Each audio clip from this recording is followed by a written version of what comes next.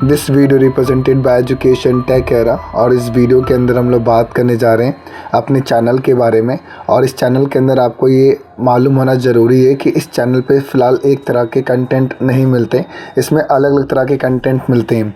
आपको कुछ ज़्यादा नहीं सर्च करना है, बस बेसिकली ये सर्च करना है एजुकेशन टेक एरा। और जैसे अगर आप ये सर्च करते हैं यहाँ पर, तो आपको स्क्रीन पे एक नॉर्मल एक चैनल विजुलाइज होगा। और इस चैनल के थ्रू आपने चीज़ों को देखना है कि इसमें क्या क्या चीज़ें अवेलेबल हैं।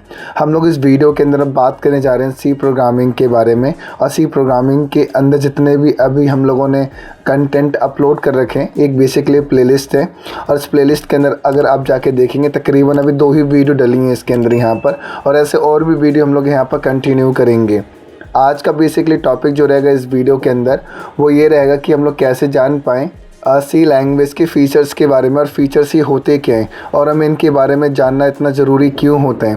पहली सबसे बड़ी चीज़ यहाँ पर तो ये आप लोग जानें कि आप लोग कहीं पर भी जाते हैं और कोई भी अगर चीज़ के बारे में अगर देखें और ये समझें यहाँ पर, तो सबसे बड़ी चीज़ तो ये निकल के आती है कि हम जो भी चीज़ सीखते हैं, किसी भी जगह पे सीखते हैं, तो सीखने के लिए सबसे इम्पॉर्टेंट चीज़ होती है कि इसके फ़ीचर्स क्या हैं। इसको अगर मैं सीख रहा हूँ यहाँ पर, तो मेरा बेनिफिट क्या है। आप मार्केट में कोई भी सामान लेने जाइए, सबसे पहले फ़ीचर को ही हाईलाइट करते हैं।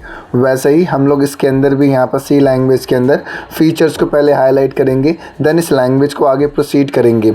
सी लैंग्वेज एक ऐसी लैंग्वेज है जो कि ये एक छोटी मोटी लैंग्वेज तो नहीं है, और ये हर जगह पे जानी मानी लैंग्वेज के तौर पे भी इंट्रोड्यूस होती है। ये एक ऐसी लैंग्वेज जो कि ये बेस लैंग्वेज के तौर पे भी जानी जाती है, और ये बहुत सारे फीचर ही प्रोवाइड करती है आपको।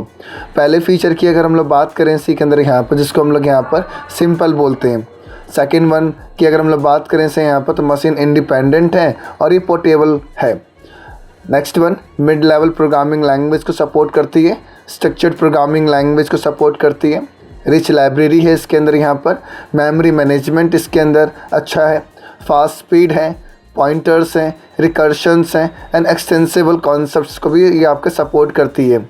अब इसी के बारे में अगर हम प्रॉपर तरीके से अगर जानें, तो हम ये जान पाएंगे इसी के अंदर यहाँ पर कि सिंपल का मतलब क्या है।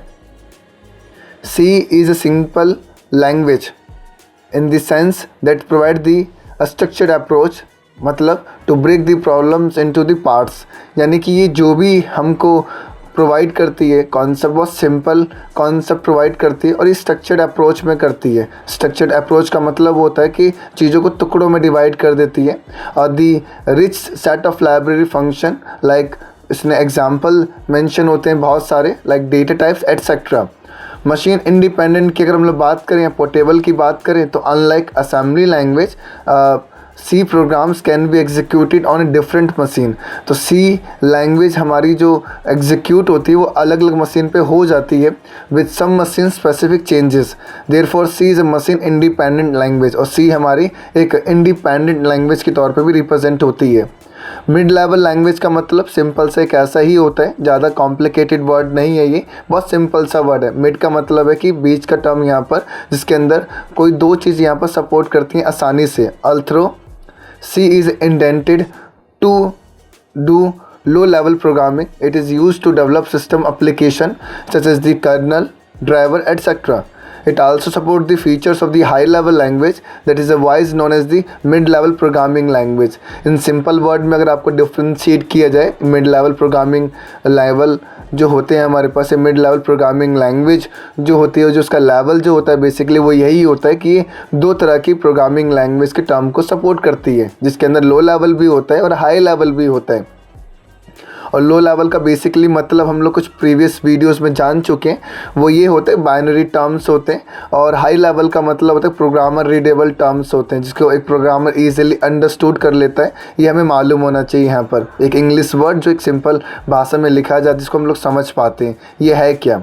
स्ट्रक्चर्ड प्रोग्रामिंग लैंग्वेज की बात करें तो is a very most important aspect C language के अंदर यहाँ पर, कि C is a structured programming language in the sense that we can break the program into parts using the functions. हम लोग इसके अंदर ये करते हैं कि कोई प्रोग्राम्स होते हैं उसको हम लोग छोटे छोटे पार्ट्स में या फंक्शंस में डिवाइड कर देते हैं, जिससे कि हम लोग उसे आसानी से समझ सकें। क्योंकि प्रोग्राम्स बेसिकली कलेक्शंस होते हैं फंक्शंस के, जिससे अंडरस्टैंडिंग बहुत बेहतर हो जाती है हमारी। तो इस लाइन का बेसिकली मतलब है कि we can break the program into the parts using the functions, so it is easy to understand and modify. Function are also provide the code reusability. पहली बात, जब हम लोग ऐसा करते हैं तो कोड को आसानी से भी समझ सकते हैं और मॉडिफाई करना हमारे लिए बहुत आसान हो जाता है। और दूसरी बात, यहाँ पर हम इसको बार बार यूज़ अगर कहीं करना चाहें तो ये फीचर भी अलॉट करता है हमको कि हम लोग इसको रीयूज़ भी कर सकते हैं। नेक्स्ट वन अगर हम लोग देखें इसी में रिच लाइब्रेरी, तो rich library is most important aspect again. तो C provide a lots of inbuilt functions that make the development fast.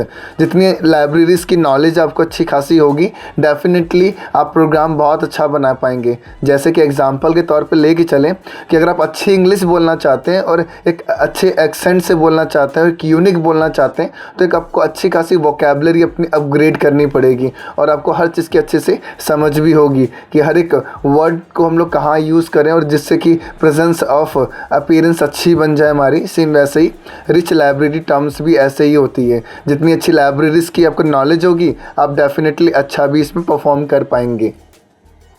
Next one, memory management. तो memory management C language definitely support करता है। तो it support the features of dynamic memory allocation. In C language we can free the allocate the memory and any type of by calling the free functions. तो basically अगर मुझे कोई memory release करनी होगी तो डेफिनेटली मैं कर सकता हूँ help of the free functions. तो इसकी नॉलेज होनी चाहिए आपको। अगला अगर देखें तो स्पीड होता है। तो the compilation and execution time of C language is fast since there are the lesser inbuilt function and hence the lesser overhead. तो बेसिकली स्पीड की एक अपनी इसकी बात है, यहाँ पर एक अपनी परफॉर्मेंस है यहाँ पर, तो ये भी मालूम होना चाहिए। पॉइंटर बेसिकली क्या होता है, पॉइंटर प्रोवाइड करता है फीचर्स हमको। सी लैंग्वेज में हमें पॉइंटर का जो फीचर वेरी क्लियरली अंडरस्टूड होता है। तो C provide the features of pointers, we can directly interact with the memory. तो ये जो फिलहाल पॉइंटर होता है ये सिर्फ डायरेक्ट यानी मेमोरी से इंटरेक्ट करने के लिए हेल्प करता है। अगर हम करना चाहते हैं इसे तो पॉइंटर कॉन्सेप्ट की मदद से आसानी से कर सकते हैं। तो we can use the pointers for the memory structures and functions, array etcetera. तो हम लोग इन सब जगहों में आसानी से यूज़ कर सकते हैं इसे। रिकर्शन, ये इसकी तो अलग ही कॉन्सेप्ट है और ये अपने आप में ही बहुत आप ये बोल सकते हैं कि एवरग्रीन टॉपिक है ये वाला, कि रिकर्शन क्या होता है। और ये हर कॉलेजेस के पेपर्स में कभी ना कभी या मिड टर्म के एग्ज़ाम्स में या कभी ना कभी अगर आप देखेंगे जो रेगुलर एग्ज़ाम्स होते हैं, ये कहीं ना कहीं अगर आप पढ़ाई भी करें तो उसको बहुत एक्साइटेड वे में पूछा जाता है कि रिकर्शन बताओ जरा, रिकर्शन क्या होता है। तो in C we can call the function within the function. It provide the code reusability for the every function. Recursion allow us to the approach of the back tracking. तो basically recursion की एक अपनी ही खासियत है और ये within function ही कॉल होता है और ये सेल्फ कॉलिंग फंक्शन के नाम से भी जाना जाता है। और जब तक इसकी सेटिस्फेक्शन क्लियरली नहीं सॉर्ट आउट होती, ये अपने आप को कॉल करता रहता है और ये एक बेहतर कॉन्सेप्ट है सी लैंग्वेज के अंदर। तो ये आने वाली जितने भी इसके बाद की जितनी भी लैंग्वेजेस हैं उन सभी के अंदर ही इसकी एक अपनी अलग ही एवेल्यूएशन है।